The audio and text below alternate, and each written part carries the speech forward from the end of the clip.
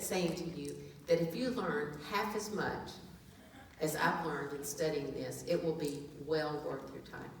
I really mean that. Half as much as I have gleaned from this, it is as if I have never seen this before. It is remarkable to me what I have learned, and the deeper I go, you know how you do one thing and then it takes you to another, and to another, and to another, and another. I thought we're going to start in Genesis and end up in Revelation before I can, get to this. But I do want to start as, we may not get through it. I just, through the whole chapter. And that is okay with me.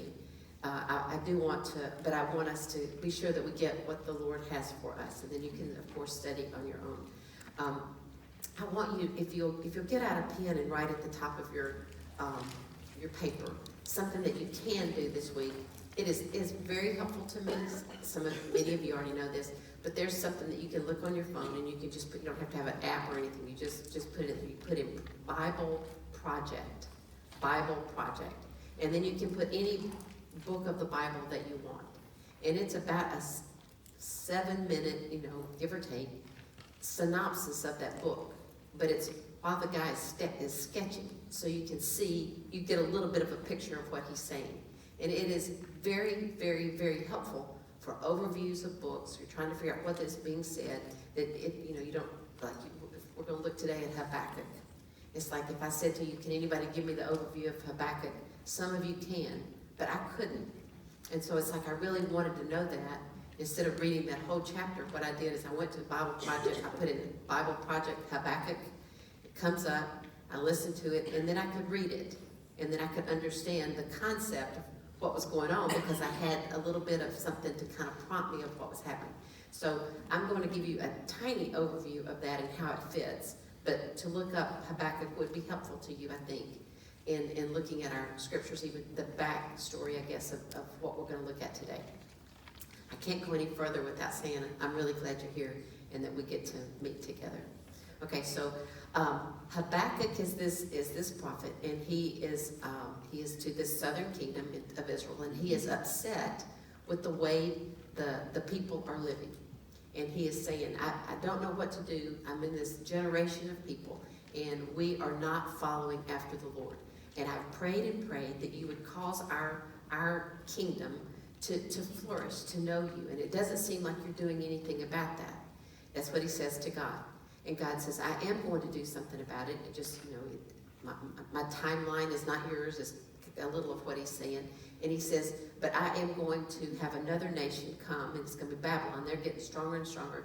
They're going to come, and they're going to take over. The discipline is going to come. And he's like, no, that's not what I meant. I did not mean that things are going to get worse. I meant I want them to get better. And so I want this nation, this kingdom that they had, I want them to turn to you. And God is affirming, yes, that's what I want also.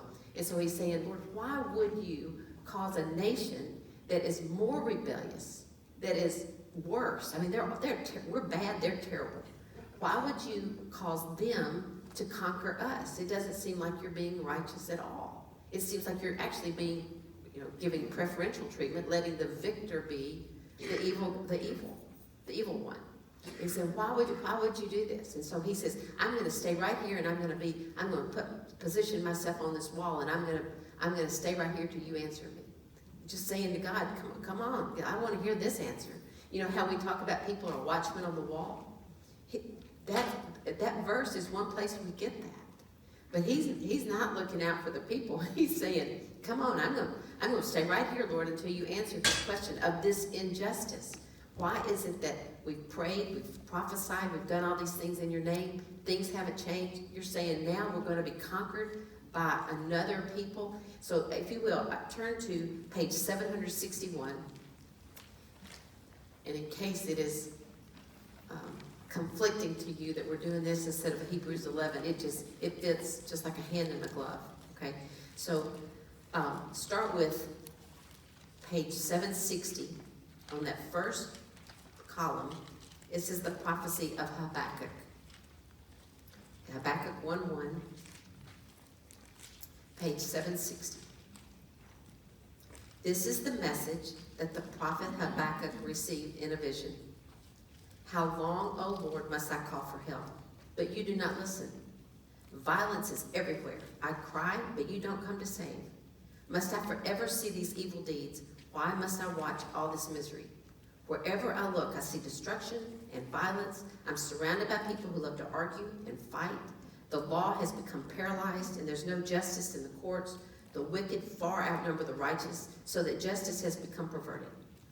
So the Lord replied, look around at the nations, look and be amazed, for I'm doing something in your own day, something you wouldn't believe, even if someone told you about it.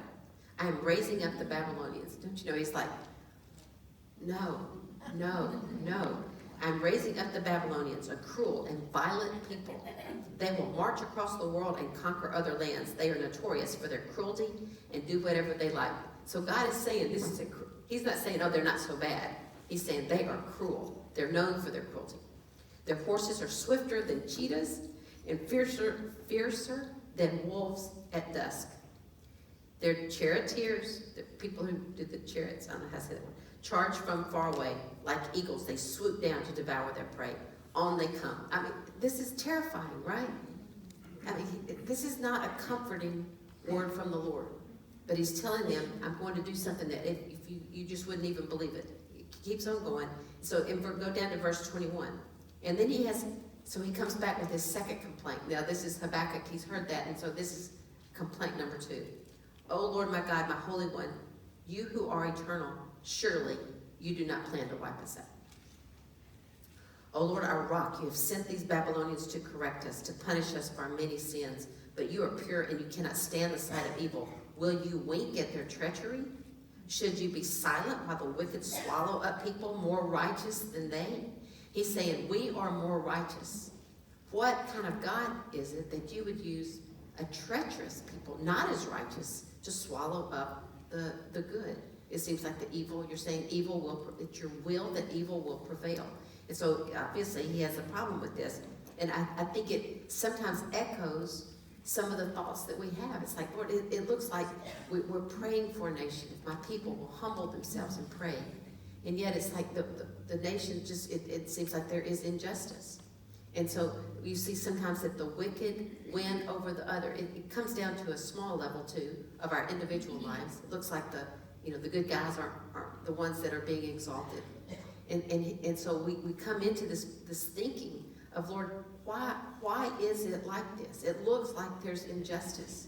And so he says, are we only fish, this is 14, to be caught and killed? Are we only sea creatures that have no leader? Must we be strung out on the hooks and caught in their nets while they rejoice and celebrate? Okay, verse 17, it goes on. Verse 17, will you let them get away with this forever? Chapter 2, verse 1, I will climb up to my watchtower and stand at my guard post. There I will wait to see what the Lord says and how he will answer my complaint. God, what are you going to say about this? Because it seems like I have a really, really good argument. And so I'm going to see, how are you going to answer this? And so he goes on and he says, write my answer plainly on tablets so that a runner can carry the correct message to others. This vision is for a future time. It describes the end and it will be fulfilled. If it seems slow in coming, wait patiently, for it will surely take place. It will not be delayed. In other words, God is saying, I know exactly when things are going to happen. I know how they're going to happen. And it's not going to be because you're complaining or you're doing these things. I already have this laid out. And so he says, look at the proud. They trust in themselves and their lives are crooked. But the righteous, they will live by their faithfulness to God. Okay, he's saying, this is what's going to happen. But the righteous, the ones who are right before God, they will continue to live by faith in a land that they cannot see all the things and not understand the things that God is doing. It is by faith that the righteous will live. So he goes on to say, wealth is treacherous. He goes on to say, I am going, you can look at it this week, but it basically says, I will punish Babylon. They are treacherous. I am coming to them. I will destroy them. I will not let them get away with anything that I'm not letting anyone. I mean, I am a just God. I am using their treachery to try to turn the hearts of the people that I can save you in the long run. I am going to use them, and then I'm going to punish them. Like we talked much last week about the personal, I'm sorry, I didn't tell that here. I remember, sorry. I know now what I did. Okay, that was another place I taught and I got confused. I'm sorry. Okay, I got it now. It is like if you were a kindergartner teacher and you're gonna get fired in this situation for doing this, but let's just go along with my story. If you're a kindergartner teacher and there's somebody and they're in the audience, they're in the playground, and they are just a bully.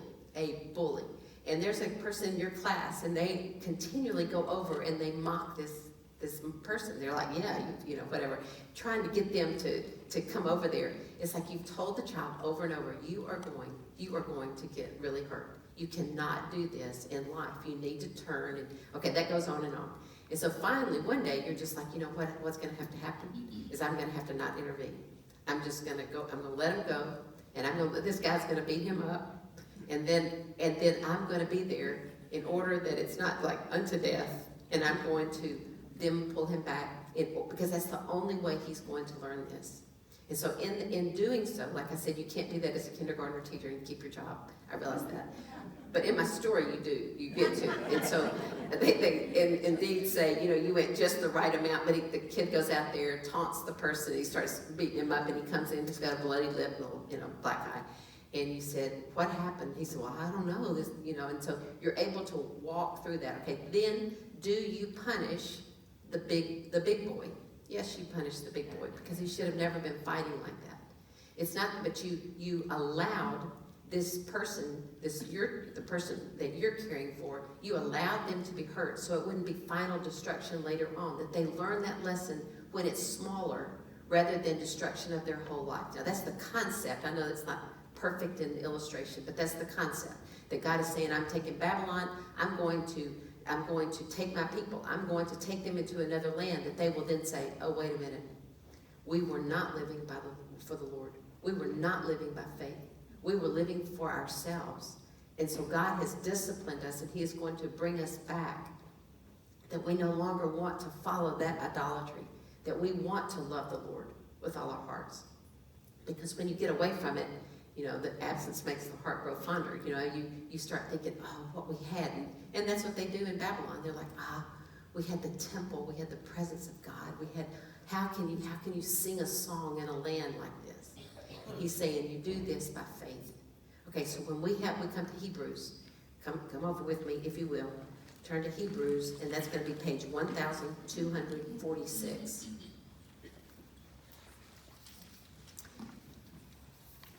And the writer of Hebrews is very aware that the Hebrew people, they know that story that I just told you.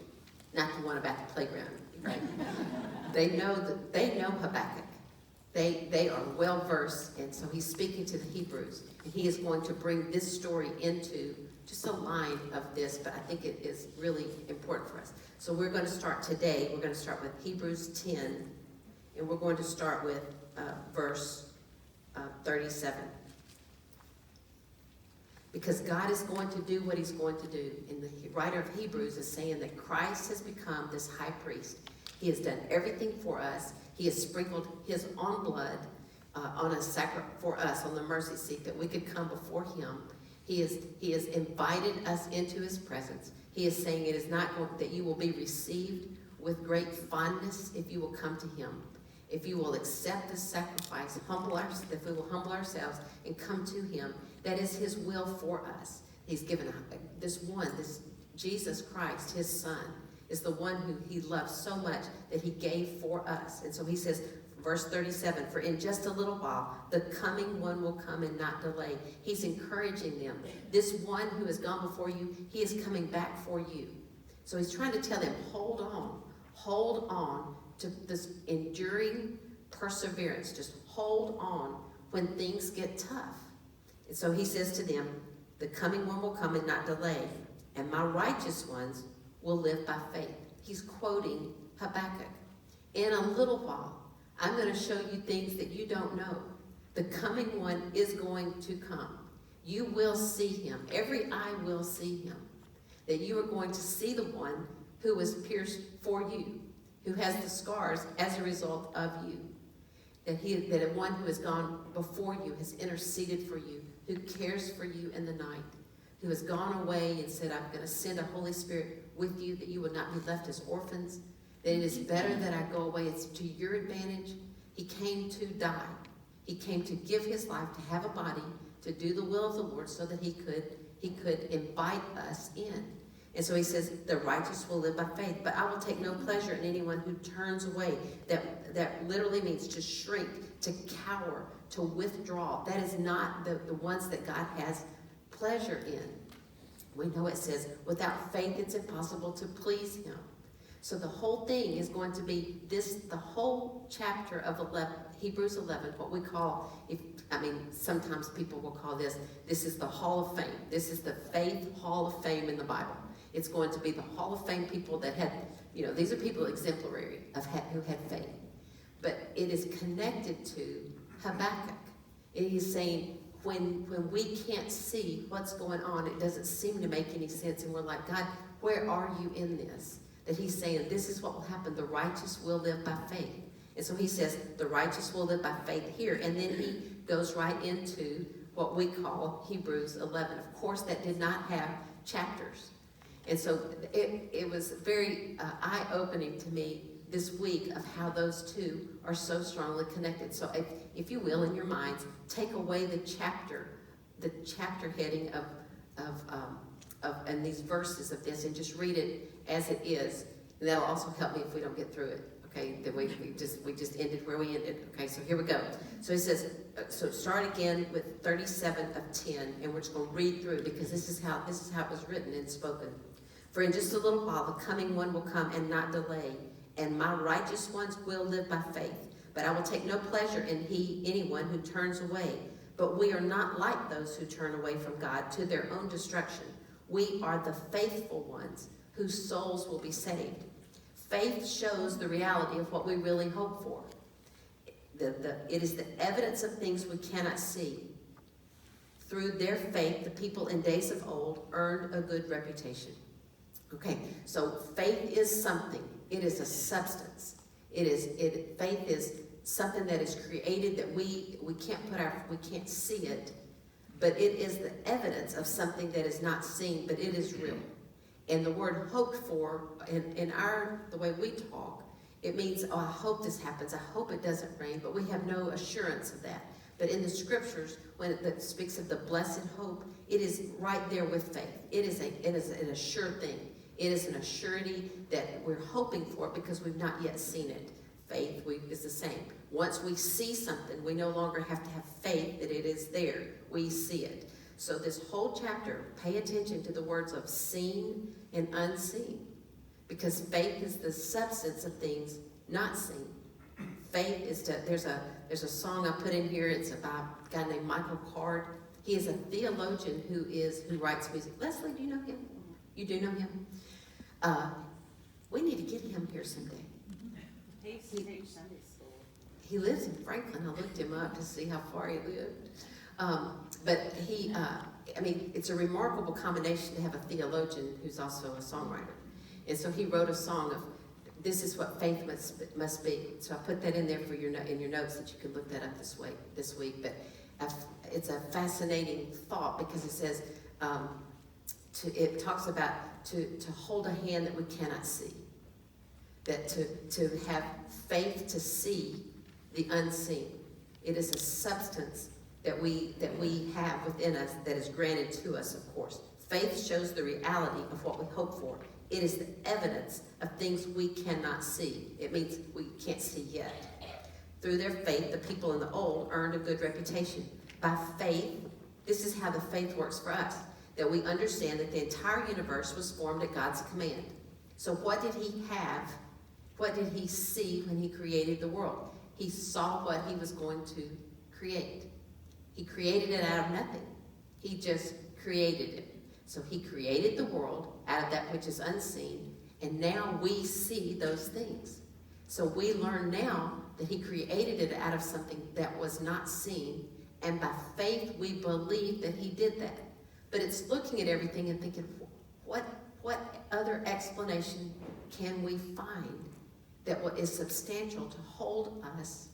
And it goes along with the scriptures, that over and over that the Lord will open our eyes to see things, that we are able then to receive them By faith, even though we can't have the proof of that, but it is the evidence of things that we cannot see. By faith, we understand that the entire universe was formed at God's command, and that what we now see, it didn't come from anything that could be seen. You see the play on words, see and seen, not seen?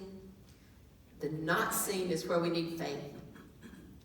And it is an evidence. It is something. Faith is a substance. It was by faith that Abel brought a more acceptable offering to God than Cain did. This is Adam and Eve's two children, Cain and Abel.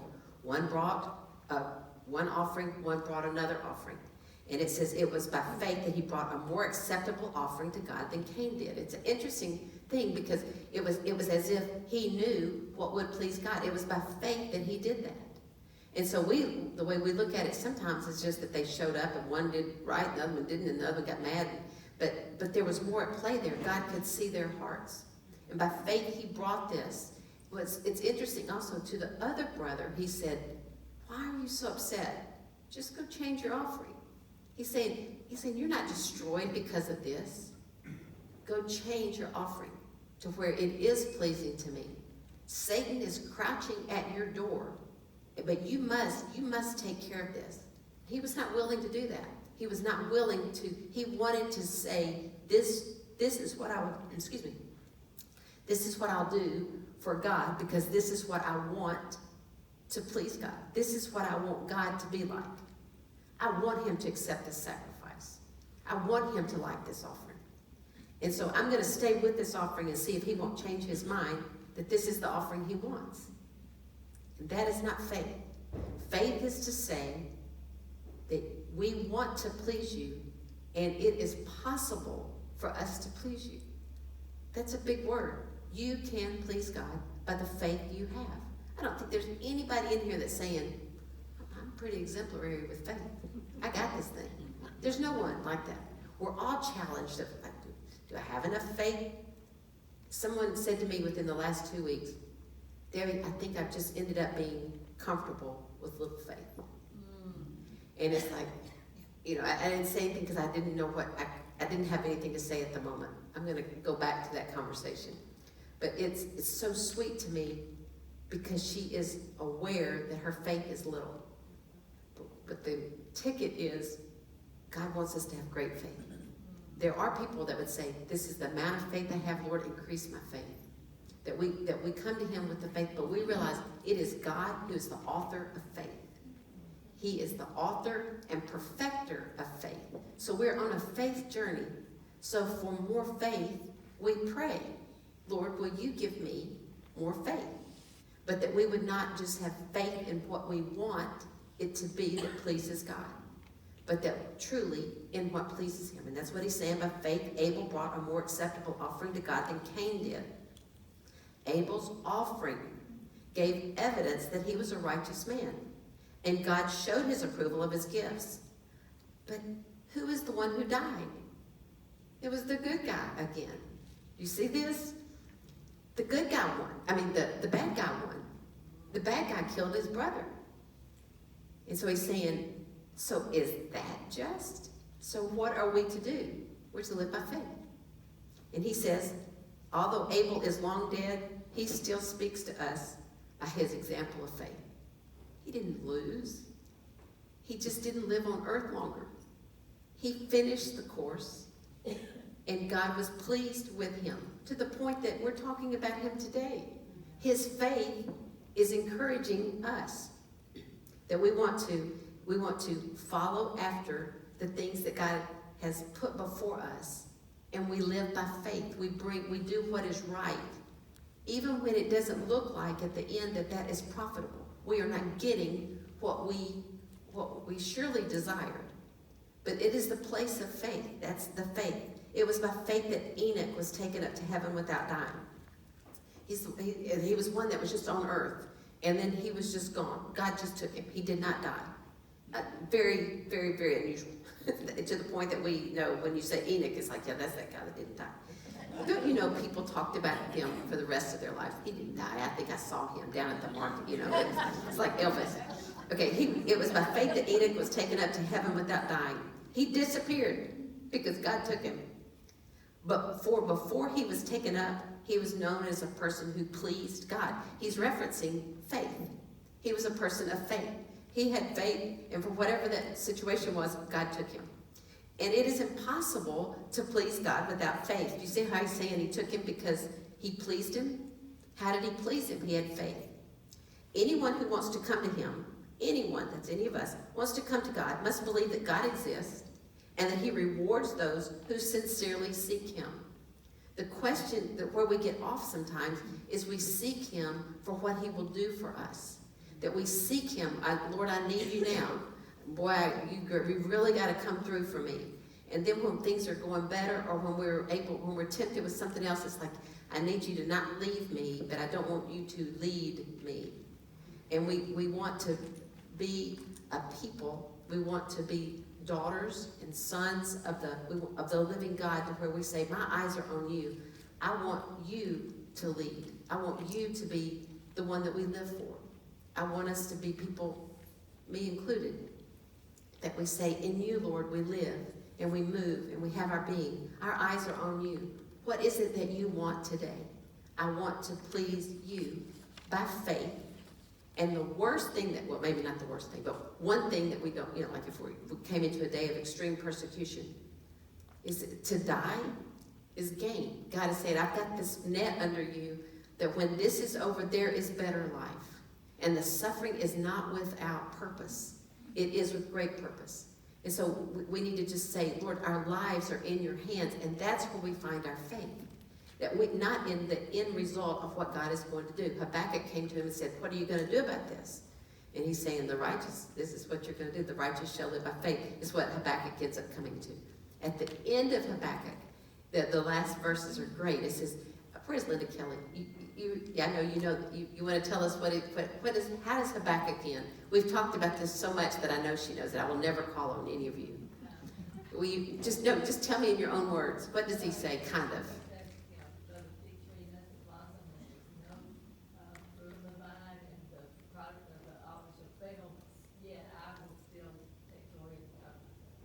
Yeah.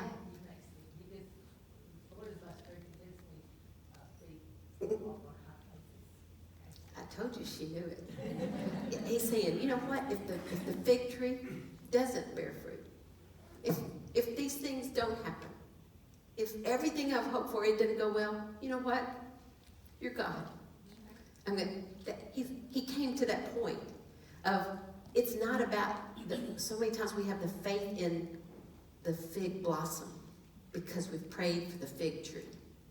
And instead of saying, I'm going to give you the fig tree, and by faith I'm going to believe you're going to do with this tree what you want. It is my desire that you would bear fruit. It is my supplication, my request with thanksgiving. Please let there be fruit so that there is food. Please, Lord. But ultimately my faith is, you have heard my prayer, and you will do what you want, and I will bless you because you have provided with great love. Linda, thank you. Okay, so he's a rewarder of those who sincerely seek him. Verse 7, it was by faith that Noah built a large boat to save his family from the flood. He obeyed God, who warned him about things that had never happened before. It had never rained. Up until this point, rain came from the firmament of the earth. It came from the bottom up and with water. And so he's saying there's going to be this flood. I mean, it's like, what is that? Rain? Don't know. But he's saying, do these things, and evidently made it so sure to Noah that he knew without a doubt this is what he was to do, and the dimensions of those things. And so he obeyed God by something he could not see. That's what he's saying. He's saying he obeyed, although he could not see it. It was unseen, and that's why it was faith. He believed before he saw it. So that the things that never happened before. By his faith, Noah condemned the rest of the world. And that means that the rest of the world could see they were wrong. When that door was shut and the rain started coming and they knew that they were wrong. It was by his faith that it made the difference of the ultimate purposes of God, of what happened in the lives of those people. So he says he received the righteousness that comes by faith. He received what God counted to him if you did right. You did right in my eyes, Noah, because you did something that you could not see, that you had faith in me when you could not see the way it was going. Verse 8, it was by faith that Abraham obeyed when God called him to leave home and go to another land that God would give him as an inheritance. He went without knowing where he was going. What is he saying? He couldn't see the land. Not only could he not see the land, we've all gone places where we've never been before, but we had an idea of what it looked like. We had an idea of, this is, our reservations are here, it looks like it's, whatever the place is, I have an idea of what that's going to look like. He has no idea. Noah building the ark, no idea what the rain. It is the unseen. And God said, I want you to leave and go to this land. And he was willing to leave and go to that land, a land he had not seen, without knowing where he was going. And even when he reached the land God promised him, he lived there by faith. For he was like a foreigner living in tents. He actually went to the land of Canaan, the land flowing with milk and honey. And God said, this land right here, as far as you can go, this land is going to be yours. It's going to be for your descendants. And he told him where it was going to be. And he said, look at the sky. Your descendants are going to be greater than the sand and greater than the stars. But when he was there, he didn't get there and say, I have obeyed God. This is going to be my land. Okay, I'm going to build this place for me, and you guys surely are going to not bow down, but, esteem me. He lived in tents. Even his son, Isaac, grandson, Jacob, lived in tents in the land. Don't you know that you're just like, is this what you meant? Is this the goal of faith?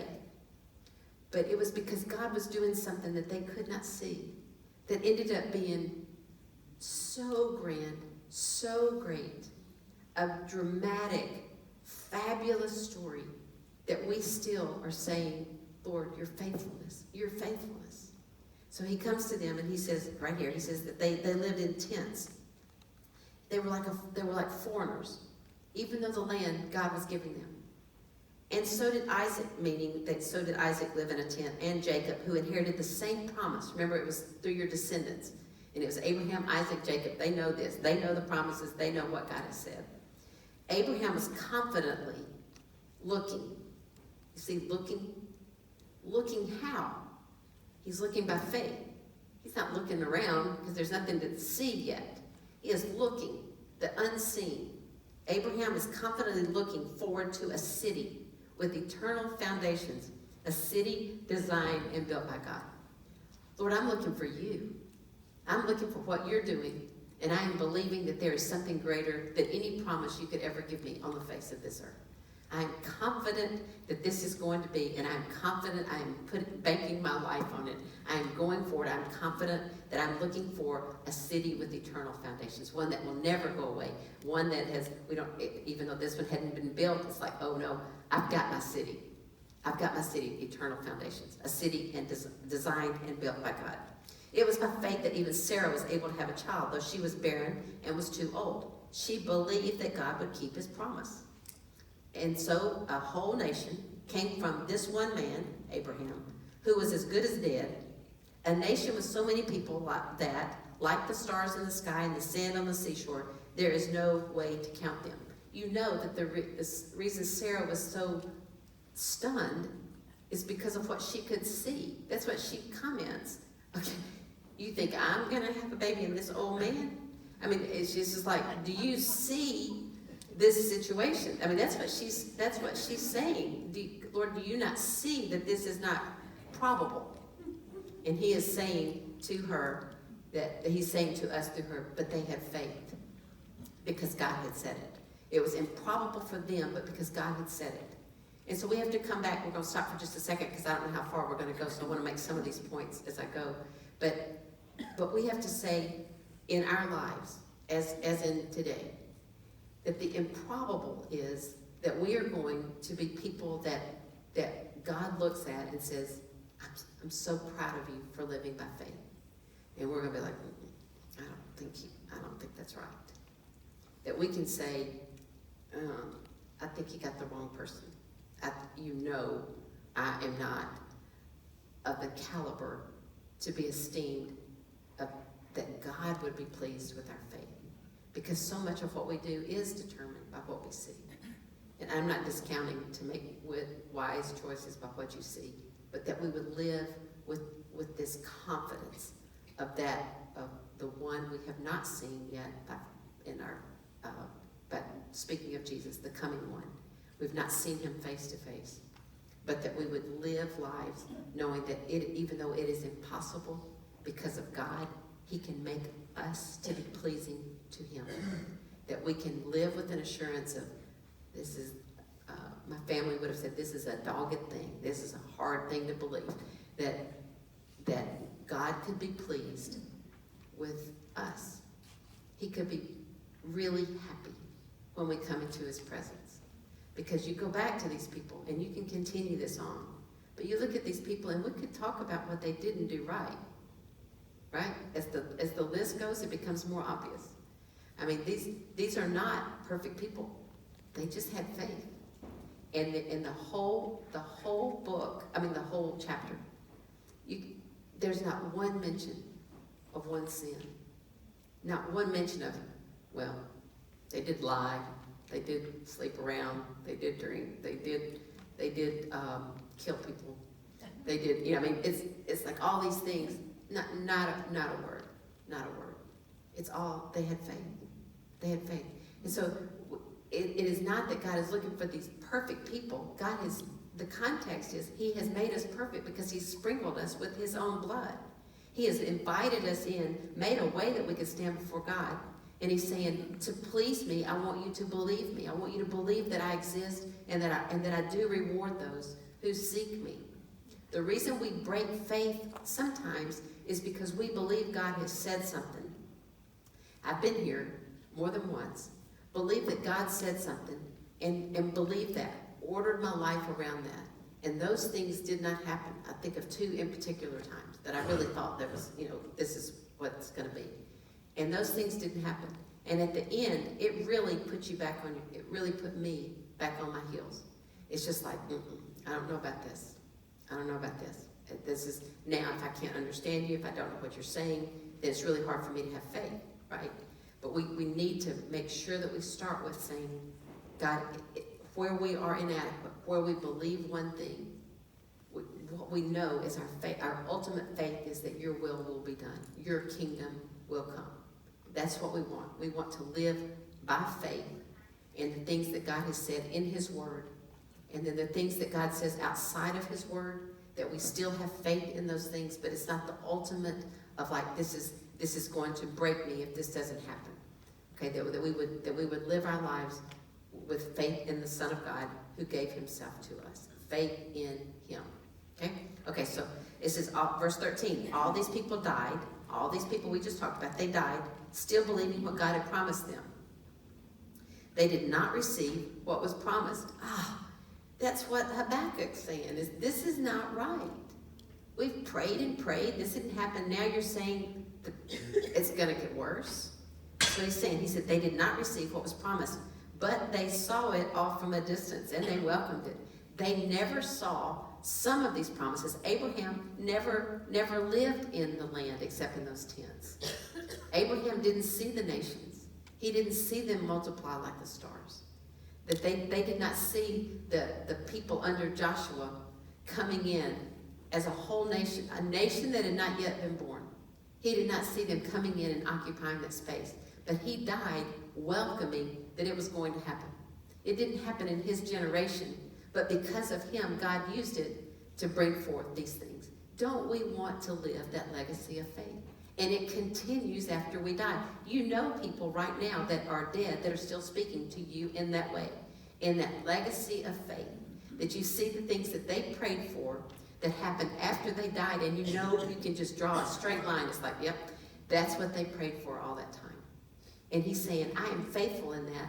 It is not faithful that you grab the things and you put it in your pocket and you say, I got it. But it is faithful in saying, God, I am participating in your plans, that I am believing you, that you are good and faithful to your promises. All these people died, verse 13, still believing what God had promised them. They did not receive what was promised, but they saw it all from a distance. They saw it. You see it? They saw something that wasn't there. So by faith, it was a substance of things that they hoped for. It was the evidence.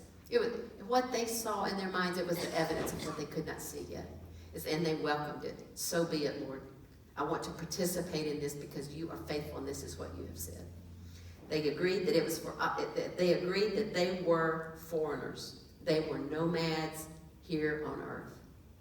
Do you think of yourself? Do I think of myself as a foreigner on earth? Is this our ultimate home? And so therefore we want to build everything we can because this is it.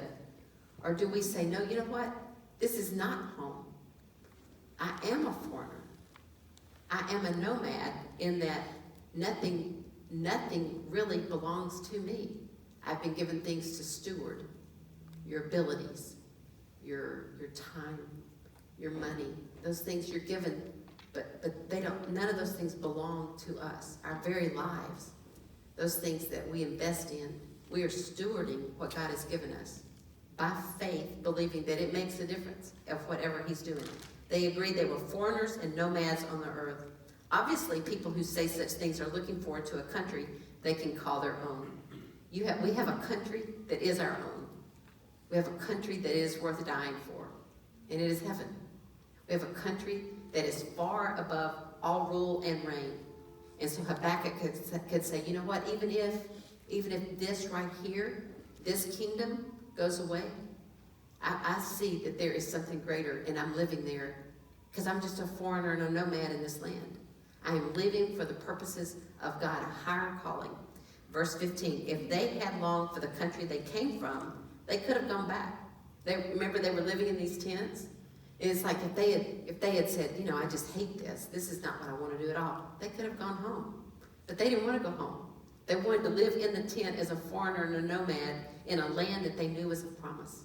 A land where God was participating. They were participating with him for the things that they would do. But they were looking for a better place, a heavenly homeland.